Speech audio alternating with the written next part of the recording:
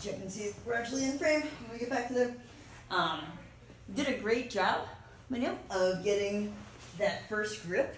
You're super deep here. That was awesome. Couple things that I want to talk about trying to actually finish cross choke stuff is great. You had great depth on that. Usually that's a problem for people to get. If you do have trouble with getting that first grip, don't forget you can always feed the collar through by pulling the collar actually through there. And what we're going to focus on here is making sure that your wrists are turned so that the blades, the thin part, the bony part, are actually against the person's neck as opposed to flat part on either side. And when we do the finish, you're going to think about bringing kind of bringing your elbows together, twisting your thumbs towards each other, or you can think pinky to the sky and curling the wrist in as you bring everything down. So when I'm making my grips, I'm going deep collar grip, and we'll go over some options with this one. I'm going to actually show you my preferred one.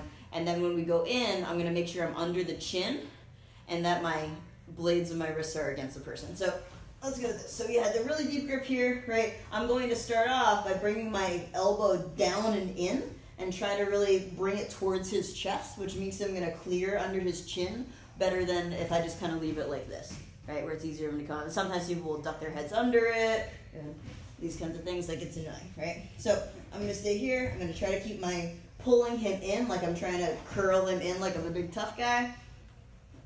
Apply there. The hip mobility drills, you should watch those before you get to this one because it's going to apply to this. But if you're watching this one first, know that that's going to help. I need to change my angle. Just trying to go for this is going to be really hard. So I'm going to change my angle to get myself as far over as I can. And then let's rotate a little bit here.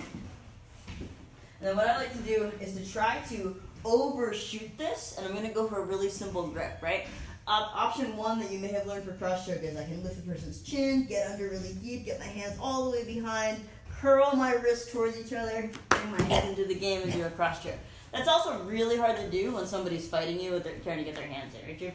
So what I'm going to do is I'm going to switch my hips and I'm going to overshoot, like I'm trying to go over his head, and then I'm going to scrape the side of his neck as I come down, which means that I'm definitely going to be close enough to his neck to get the carotid. I still have a strong grip on the other side. Once I get to anywhere I can grab fabric here, notice I'm a little behind because I want, my blade to be next to his neck, kind of under the ear. I'm going to hammer both my elbows towards each other and down.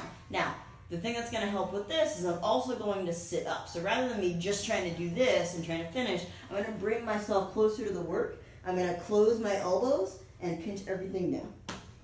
So I'm doing everything in tight. My elbows are coming towards the chest, and I make sure that my wrists are turned. So this isn't like this hand isn't like this. Both have solid blade. So one more time. You did a great job getting that deep grip, and then the guy was kind of staying low on you, right? So it's gonna be hard for me to get this other side. So I need to play with hip management, moving myself around, creating as much angle as I can.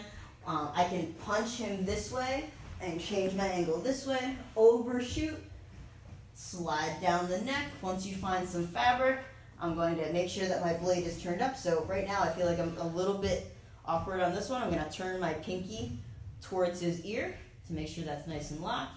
Elbows are going to come towards his chest. I'm going to sit up and keep my knees pinched. Even if my guard isn't closed, my knee's going to be pinched.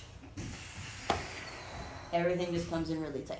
This is probably a lot longer than it needed to be, but that's just some details on closed guard cross choke using these two grips. Elbows tight in, bring your head up over top of your work, usually over top of the top hand. That also works when you're doing cross choke from mount, and bringing the elbows into the chest and making sure that you actually get some angle started.